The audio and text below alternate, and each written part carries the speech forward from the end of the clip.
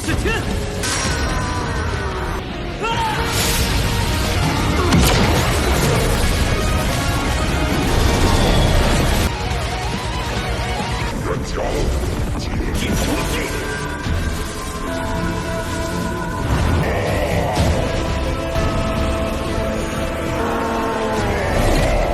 当维系自己，不要迟疑。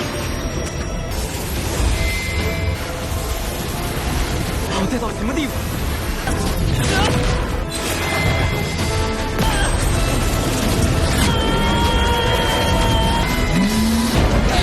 蛇有七寸，那里没有图腾之力覆盖。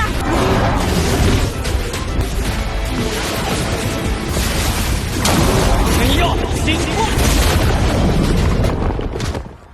Halo kalian semua, selamat datang di channel Donghua Master. Bagaimana kabar kalian semua? Mimin harap kalian semua baik-baik saja. Dan pada video kali ini kita akan membawakan alur cerita dari serial Donghua terbaru yang berjudul Subduing the Demons, yaitu sebuah Donghua seperti Demon Slayer, yaitu pemburuan makhluk jahat. Dan langsung saja kita masuk ke bagian cerita terbaru. Cerita ini dimulai dengan diperlihatkan di sebuah perkotaan yang sekarang perkotaan tersebut mendapatkan serangan dari para makhluk jahat dari atas langit, dan terlihat adanya seorang pria bernama Jiang yang mencoba untuk melindungi kota dari serangan para makhluk jahat tersebut. Dan tidak lama kemudian kemunculan dari sosok raja makhluk jahat itu pun muncul dengan menyuruh kepada Jiang untuk menyerahkan totem matahari. Jika tidak, maka ia akan menghancurkan Jiang bersama dengan seluruh kota. Tetapi Jiang tidak takut dengan ancaman tersebut. Dengan Jiang menjawab bahwasanya kau tidak akan bisa mengancamku dengan hanya menggunakan wujud bayangan seperti itu. Ternyata makhluk roh jahat raksasa ini merupakan bayangan saja.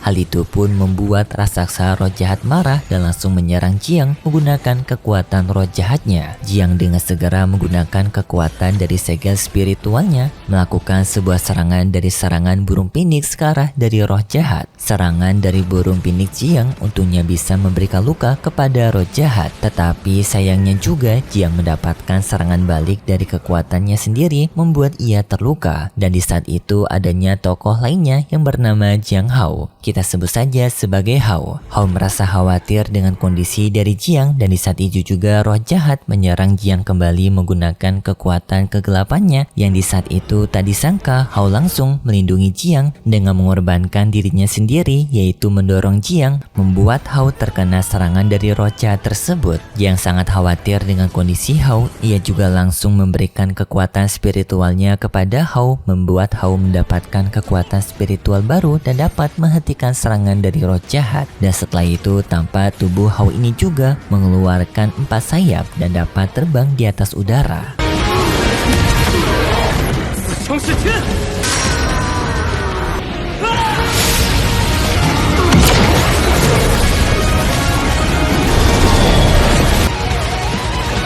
Hao mengambil alih pertarungan ini dengan maju menyerang roh jahat tersebut dengan menggunakan pedang cahayanya beraduan serangan dari roh jahat. Jiang yang melihat Hao memiliki kekuatan dahsyat ini menyadari kalau Hao sekarang telah berhasil untuk membangkitkan kekuatan leluhurnya, dan berkat serangan Hao sebelumnya ternyata Hao telah berhasil mengalahkan roh jahat tersebut. Namun setelah itu tampak Hao yang kehilangan kesadarannya. Jiang pun dengan segera menangkap Hao dan menempatkannya di tempat yang aman. Tetapi tampak kondisi dari badai kegelapan yang semakin parah, karena sebenarnya roh jahat sebelumnya itu merupakan bayangan, dan wujud dari roh jahat asli sekarang telah muncul dengan marah kepada keluarga Jiang karena telah menghancurkan bayangannya. Dan setelah itu tampak Lao Jiang memberikan buku kepada Hao. Yang selanjutnya Lao Jiang ini maju menghadapi wujud sebenarnya dari roh jahat tersebut. Yang tampak di sini Lao Jiang menggunakan kekuatan spiritualnya dengan membentuk simbol spiritual dan lalu maju menyerang roh jahat tersebut. Tetapi sayangnya Lao Jiao malah tertangkap duluan oleh roh jahat tersebut, yang lalu pun Lao Jiang menghilang dari sana.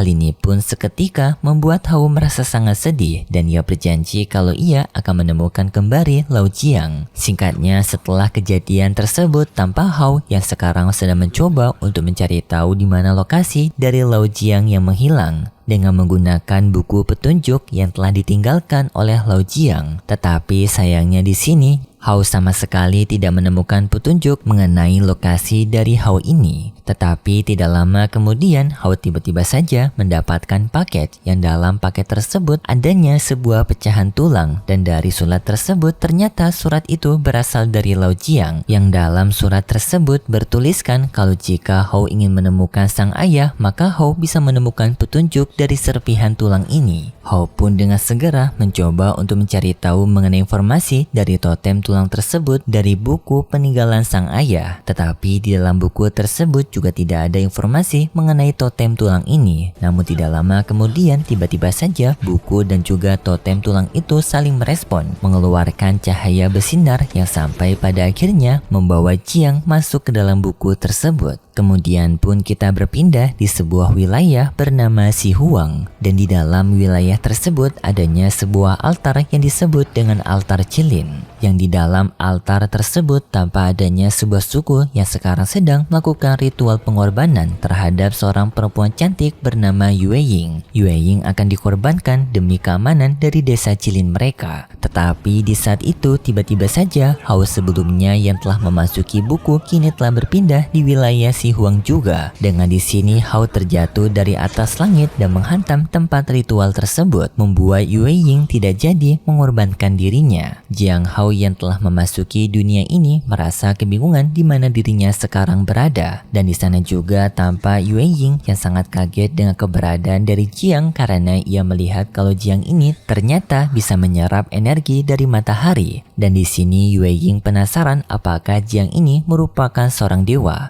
Namun tidak lama kemudian adanya monster badak yang menyerang ke arah mereka berdua. Jiang Hao dengan segera menyelamatkan Yue Ying dengan membawa Yue Ying pergi menjauh, dan setelah itu Jiang mengambil sebuah pedang melawan monster badak tersebut. Tetapi serangan Jiang menggunakan pedang itu tidak terlalu berpengaruh kepada sang monster karena sang monster memiliki kulit yang tebal, dan pertarungan itu membuat Jiang berada di kondisi yang terpojok karena ia terjebak di ujung tebing, dan monster badak itu juga berniat untuk menyerang Jiang. Di saat Jiang berada di kondisi yang terpojok, tiba-tiba saja di dahinya Jiang mengeluarkan energi spiritual. Seketika mengeluarkan serangan dengan daya yang kuat sampai memotong monster badak itu menjadi dua.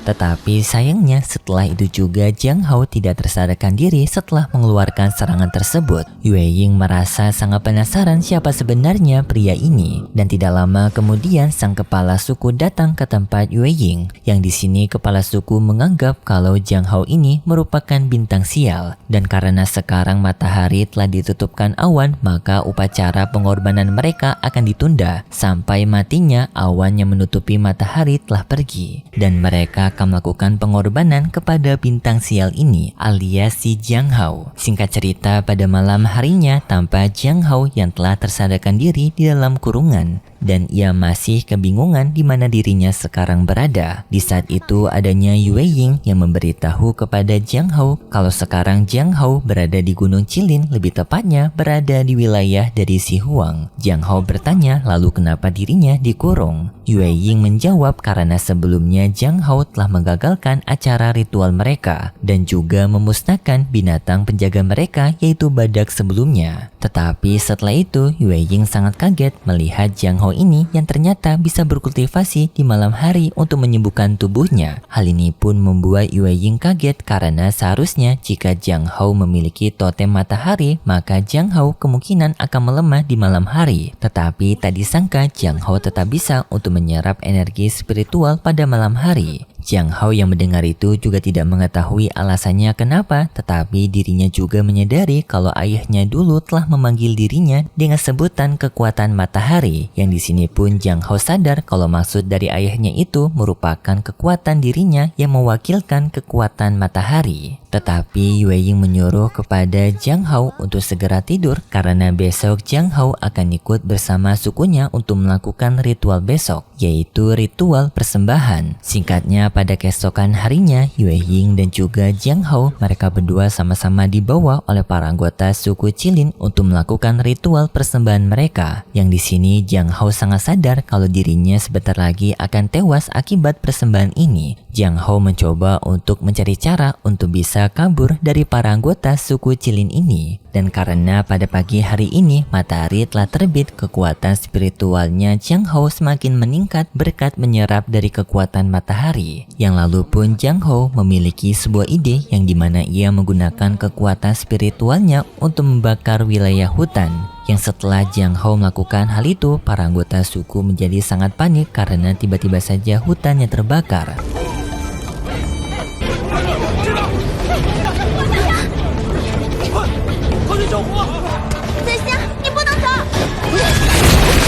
Jiang Hao pun langsung mengambil kesempatan tersebut untuk kabur dari sana. Tetapi tiba-tiba saja Yue Ying malah menghentikan Jiang Hao, mengatakan kalau Jiang Hao tidak boleh kabur dalam ritual ini. Jiang Hao pun marah kepada Yue Ying dan juga merasa menyesal karena kemarin dirinya telah menyelamatkan Yue Ying malah diperlakukan seperti ini. Yue Ying justru menjawab kalau dirinya tidak perlu diselamatkan oleh Jiang Hao. Jiang Hao tidak peduli dengan hal ini, ia berniat untuk tetap kabur. Tetapi sayangnya kepala suku Qilin menghentikan Jiang Hao dengan kecepatan supernya. Jiang Hao pun mencoba untuk mengalihkan perhatian dari kepala suku Qilin ini dengan bertanya apakah kepala suku pernah bertemu dengan seseorang bernama Jiang Yuanchao. Kepala suku mencoba untuk memikirkannya, tetapi setelah itu tiba-tiba saja Jiang Hao langsung mencoba untuk kabur dari sana. Hal ini membuat kepala suku merasa sangat marah dan ia mencoba untuk menangkap Jiang Hao dengan menggunakan kekuatannya, yaitu mengendalikan tumbuhan merambat. Berusaha untuk menangkap Jiang Hao menggunakan tumbuhan merambat tersebut. Sampai pada akhirnya tumbuhan merambat itu telah berhasil mengurung Jiang Hao. Para anggota dari suku Qilin langsung berdatangan untuk segera menangkap Jiang Hao. Namun Jiang Hao mengancam mereka menggunakan kekuatan apinya, membuat mereka semua menjadi ketakutan. Tetapi kepala suku memberikan keberanian kepada para anggota sukunya untuk segera menangkap Jiang Hao. Yang sampai pada akhirnya Jiang Hao berhasil keluar dari kurungan merambat itu menggunakan kekuatan apinya. Dengan segera Jiang Hao langsung kabur dari sana. Kepala suku pun langsung menyuruh kepada seluruh anggota sukunya untuk segera menangkap Jiang Hao. Jika mereka tidak menangkap Jiang Hao, maka mereka akan mendapatkan hukuman dari dewa. Yue Ying juga mencoba untuk mengejar Jiang Hao dan menyuruh kepada Jiang Hao untuk segera kembali, serta memberitahu kepada Jiang Hao kalau Jiang Hao sekarang sedang berlari menuju ke wilayah berbahaya, yaitu hutan telarang. Jiang Hao diminta untuk tidak masuk ke hutan telarang itu karena sangat berbahaya. Tetapi kayaknya lebih berbahaya jika kembalilah, karena jika berhenti dan kembali ke suku Qilin maka pastinya Jiang Hao akan menjadi bahan tumbalan. Jadi memang mending kabur cuy, masuk ke dalam hutan telarang, kesempatan hidupnya masih ada. Melihat Jiang Hao yang memasuki wilayah telarang ini, Yue Ying juga masuk ke dalam sana, tetapi dengan cara yang lebih terhormat daripada Jiang Hao.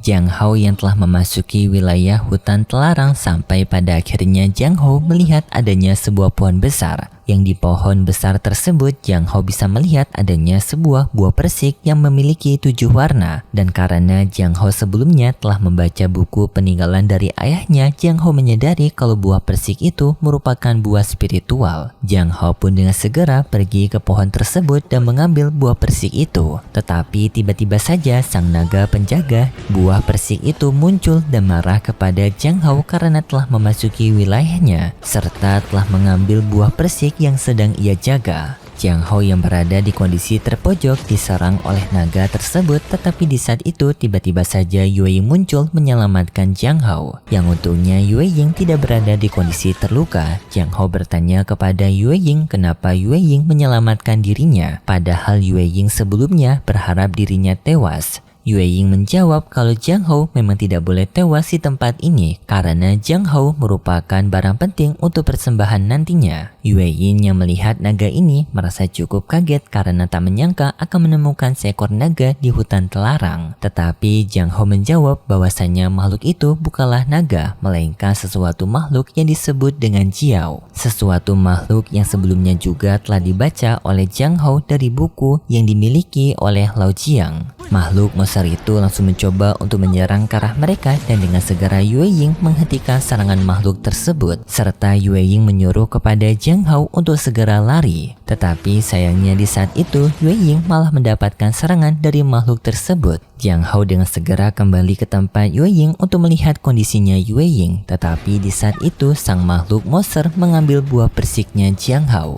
Yue Ying pun langsung meminta kepada Jiang Hou untuk mengambil kesempatan ini untuk kabur. Tetapi Jiang Hou tidak mau karena ia masih menginginkan buah persik itu. Jiang Hou pun dengan segera mengambil buah persik itu di saat buah persik itu hampir dimakan oleh sang binatang. Setelah Jiang Hou mendapatkan buah persik itu, Jiang Hou tanpa basa-basi langsung memakan buah persik tersebut.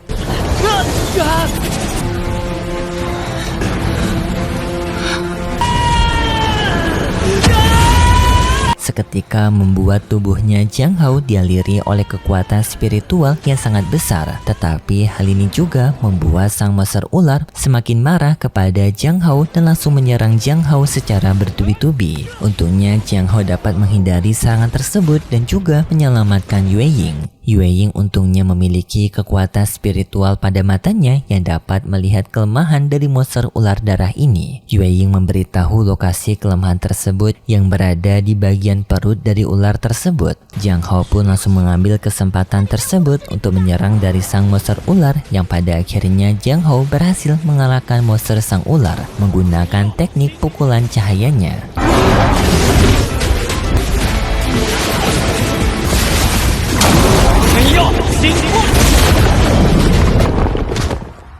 Dan setelah mereka berhasil mengalahkan monster sang ular, Yue Ying memberitahu kalau Jiang Hou sekarang telah berhasil menerobos ke tingkatan pertama dari kekuatan magisnya. Jiang Hou merasa sangat senang dengan hal ini dan juga Jiang Hou ingin berkenalan dengan Yue Ying karena dari awal mereka masih belum berkenalan satu sama lain. Yue Ying menjawab kalau dirinya tidak memiliki marga keluarga, tetapi para anggota suku memanggil dirinya dengan sebutan Ying. Yang di sini pun kita bisa mengambil kesimpulan kenapa Yue Ying ini menjadi bahan pengorbanan juga seperti Jiang Hou. Karena kemungkinan Yue Ying ini bukan berasal dari suku Qilin, tetapi suku Qilin membesarkan Yue Ying untuk dijadikan pengorbanan setelah ia berada di usia dewasa seperti sekarang. Tapi ya, secara garis besar Yue Ying dan juga Jiang Hou ini merupakan bahan pengorbanan bagi para anggota suku Qilin ini. Dan setelah itu pun cerita dari serial Donghua Subduing the Demon telah bersambung cuy. Dan dari cerita ini kita bisa mengetahui kalau cerita ini akan berfokus kepada Jiang Hou untuk mencari lokasi dari Lao Jiang. Dan kalau kalian tertarik dengan serial Donghua ini, bisa ditunggu aja setiap hari Senin. Kalau gitu pun terima kasih buat kalian semua yang sudah menonton video ini sampai akhir. Jika kalian suka dengan video kali ini, bisa beri like serta subscribe dan sampai jumpa di video selanjutnya. See ya!